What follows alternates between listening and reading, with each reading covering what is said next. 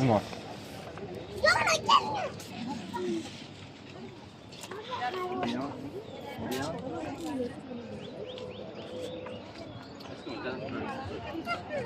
இன்னும் நின்றுதான் இருக்கணும். என்ன பண்ணி நீ உட்கார நான் நிற்கிறேன். நீ உட்கார நான் நிற்கிறேன்.